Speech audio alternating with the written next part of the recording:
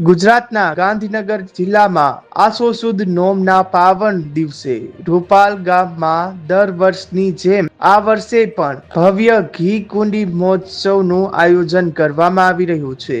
આ મહોત્સવમાં વરદાયીની માતાજીની પલ્લી પર હજારો લીટર ઘીનો અભિષેક કરવામાં આવી રહ્યો હતો અને પલ્લી પસાર થતા રસ્તાઓ પર ઘીની નદીઓ વહેતી જોવા મળી રહી હતી।